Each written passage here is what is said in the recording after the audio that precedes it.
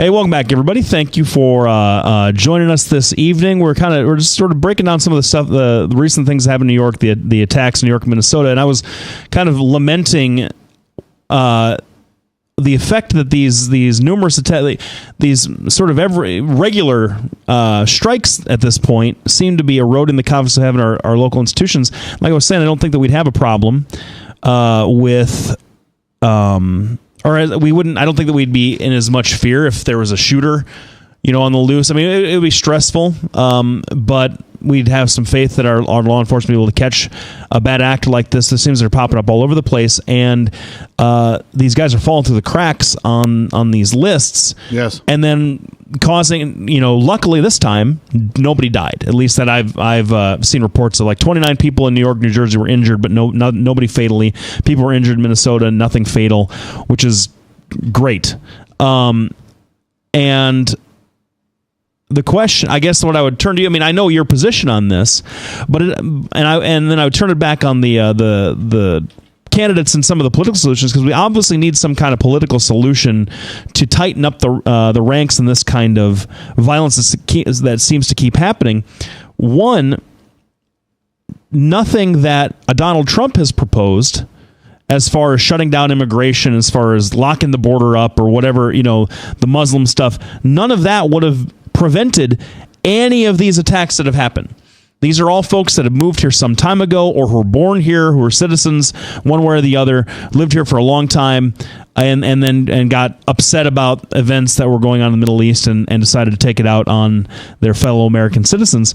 But Hillary Clinton's response to this as well has been, well, we need to work with our technological or with our Silicon Valley partners in getting into the data a little bit deeper, and that has all kinds of privacy issues that we need to strike that balance. So you have one presidential candidate that speaks as if he doesn't know what he's talking about, and another presidential candidate that doesn't seem like she has a clue, or if she does, and who knows, maybe it's more possible to go the technology route, but certainly doesn't play in a room full of scared people. So, what do you think about these responses? I mean, minutes after this happened in New York, Donald Trump was saying there was a bombing. Before any reporting had been done, before any law enforcement had come out and confirmed that, he said, "Oh, there's a bomb that's gone off in New York, and some terrorist did it." And it just that's what's depressing me. The political response to this stuff have been woefully inadequate. Well, hold on. I hate getting in a position where I'm defending stuff. I like to have my own opinions. One, it turns out that Donald might have been right. How he knew, I don't know. He didn't know. He didn't know. But guys with that kind of money have all kinds of knowledge at their hands. Two, oops, sorry about that. I knew you couldn't resist playing with that. It was so funny that I had to have a rim shot. Oh yes. Two. Hillary Clinton's response, I'm glad you brought that up, and I'm glad you said you're really not all that thrilled with it, because isn't that what Snowden and who's the other guy, and Assange are on the run for? Yeah. Letting us know that, hey, listen, our government's spying on us? And the problem is in the first segment, you mentioned something about, these people just being linked to ISIS because they shouted at the end before they go down. My question to you is, and this is a legitimate question, I think, and I think you can answer this. What if the links to ISIS doesn't necessarily mean getting on a plane going over there, but joining their Facebook posts and Twitter and Instagram and all the other stuff? What does that establish a link, do you think? In so much as you liking anything on Facebook establishes a link. I mean, I like the Chicago Cubs, but that doesn't mean I'm affiliated with the organization. But if you participate in it, it's like I went to Wrigley back over Labor Day. I'm not affiliated with the team. So liking what they say is different than being sort of affiliated. I mean, taking money, getting training. Yeah, but what if you're watching their training videos? What if you're posting on their discussion boards? Well, I mean, is that a link, or is that since it's electronic, it doesn't count? Well, no, I mean plotting a conspiracy. Like if you're getting instructions from overseas, or you're being trained by someone that's, here's how to build a pipe bomb and here's how to make it go off for maximum effect. That would be something. But there hasn't been any evidence in any of these cases. The Orlando guy, the San Bernardino couple, and this New York guy, there hasn't been any link or any evidence that they have corresponded with anybody in ISIS or affiliated with ISIS that's, not deep undercover in Syria or whatever. There's been no evidence that these folks have gone back and traveled back and forth to meet with folks and received instructions or participate in any kind of conspiracy. It's like, watching the propaganda, getting upset, and then going and doing something about it. That seems to be the common denominator here.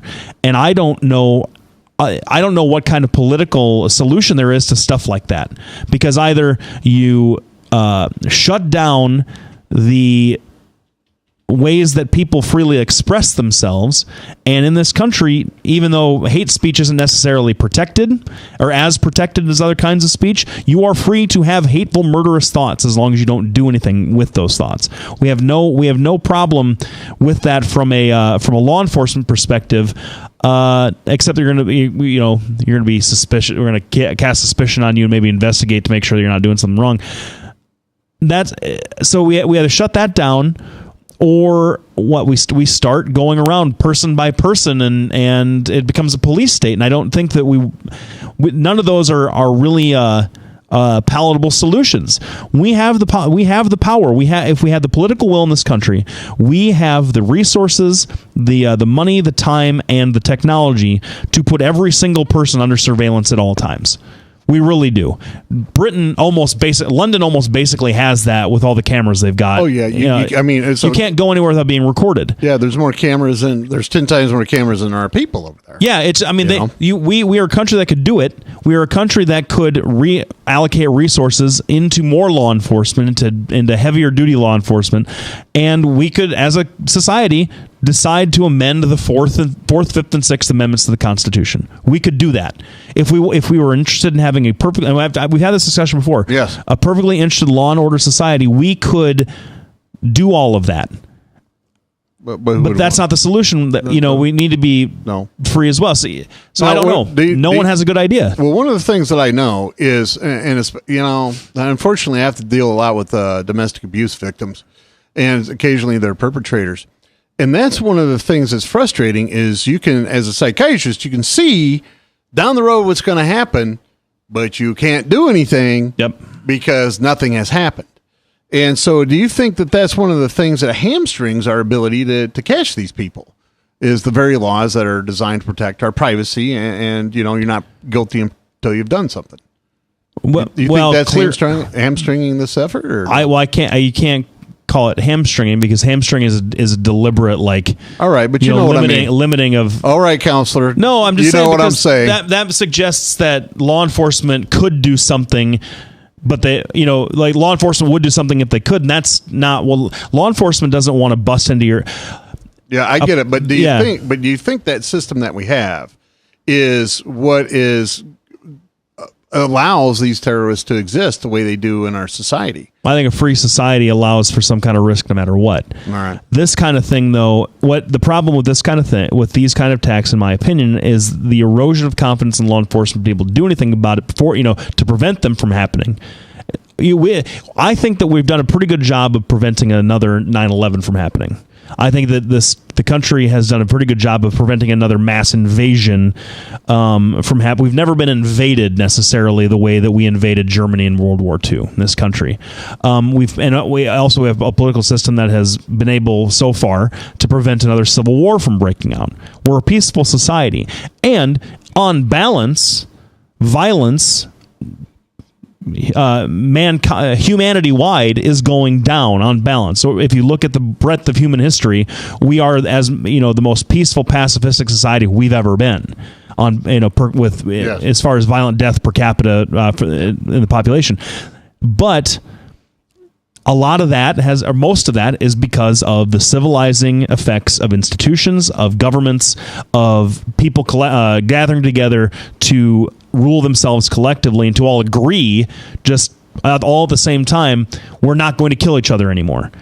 And that's what's being undermined at this point. And it doesn't seem like our political leadership has figured out an effective way to deal with it. You bet. Well, we're talking about terrorism and the new I don't know, new face, new phase. I don't know what good word of it. Good. Holy cow, it's been a long day. What the new word would be, but anyway, we're talking about that. We're going to come back. We're going to continue about that. We're going to continue to talk about the response from both sides of the aisle, from independents and former candidates. Please stay with us. We want to thank you, the listener, for tuning in. Without you, we couldn't do what we do. We'll be back.